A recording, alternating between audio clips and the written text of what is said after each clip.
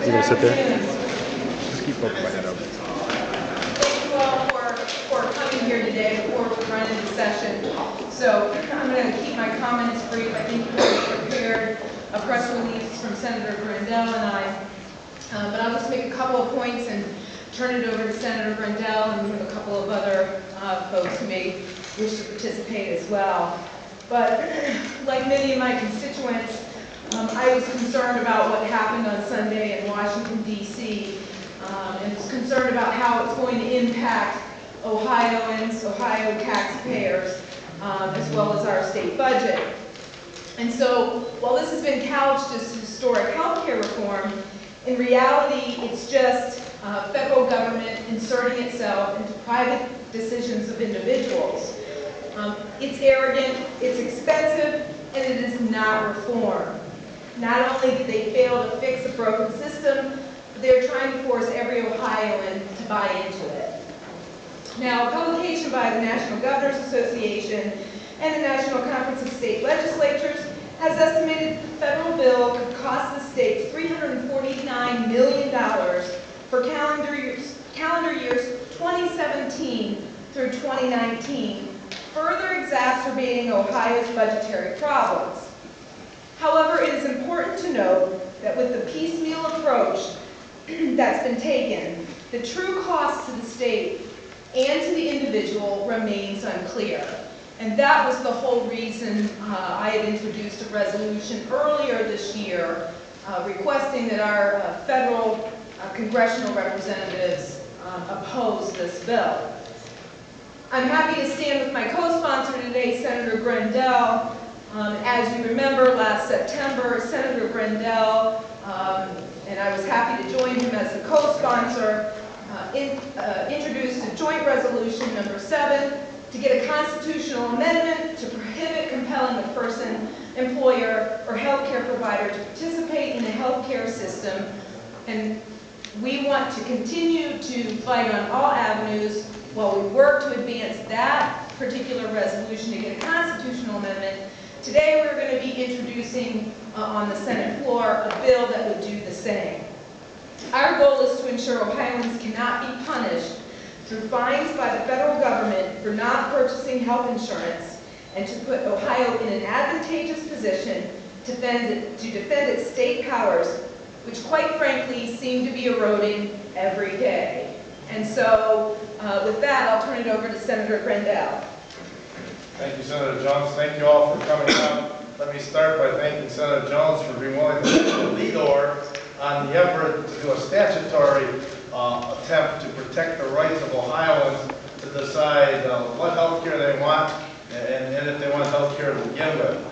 I have to tell you that a 4.5-year Army veteran, as somebody who studied the Constitution, 10 years in the legislature, I have never seen the legislative process so improperly manipulated as it has been in connection with this health care bill. And the fact that they passed it on a Sunday makes me suggest that we ought to bring back federal blue laws so that people can't do these kind of things on the Lord's Day. We are seeing an un-American and unconstitutional piece of legislation, an act that forces citizens and residents of Ohio to have health care or pay a tax penalty. This is a direct violation of the rights of liberty and freedom that our forefathers gave us and hundreds of thousands of Americans have died for. I think there's a multiple approach to reversing and repealing this ill-fated piece of legislation. First, we have the resolution that Senator Jones and I have introduced to try to put it on the ballot. Second, we have the statutory approach that Senator Jones is taking the lead on today. Third is you can register and sign a petition for many organizations. And if you go to the Ohio Project website, you can get information to sign a healthcare freedom amendment so that we can do what we're trying to do in the resolution and statute by the resolution directly on the ballot in November, because we think that some of our friends in the House may not be as open-minded on this issue. But last but not least, on this issue of forced compulsion to get medical insurance, I am looking for the right plaintiff, because separate from the lawsuits filed under the 10th Amendment, which I'll touch on in a second, there's a bigger issue here. If you look at the Supreme Court of the United States, it has recognized the individual right of freedom when it comes to health care. The U.S. Supreme Court has said that a citizen has a right to decline health care. That has been upheld by the U.S. Supreme Court. Well, how is it possible that those folks in Congress think that they can compel you to get the insurance for the health care the Supreme Court says you have a right to turn down? And so if you have a right to turn down health care, you have a right not to get health care insurance. That is a right of being an American.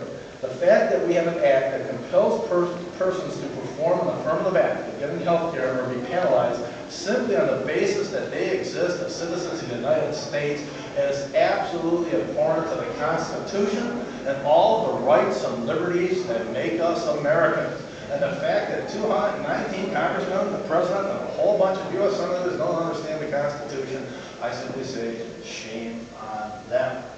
It is just wrong to force Americans to have to get health care, and the U.S. Supreme Court, I believe, will help correct them on that side. As to the second side, and the reason why we need the legislation that Senator Jones will take the lead on, the resolution that we're working on, the resolution that the petition drive is going for, is simply this. Congress has exceeded their powers under Article 1 and have not just stepped upon the 10th Amendment, they have basically thrown the 10th Amendment off the board. If Congress can believe that it can compel the states to have to spend millions of dollars of additional cost for Medicaid, because remember, this will cost Ohio at least $200 million just to comply with this act. I don't know where Washington thinks that money's coming from. We're going to have budget problems enough next year. But if they think they can compel us to expand our health care for Medicaid, if they think they can force upon the citizens of Ohio a federal mandate when it comes to health care insurance, they're wrong. And 13 attorney generals have filed a suit. I applaud them for that. I think it's a shame that the Attorney General of the state of Ohio will not stand up for the citizens of the states and their rights under the 10th Amendment and join that lawsuit to tell Congress you went too far and that, the courts have to now correct their mistake.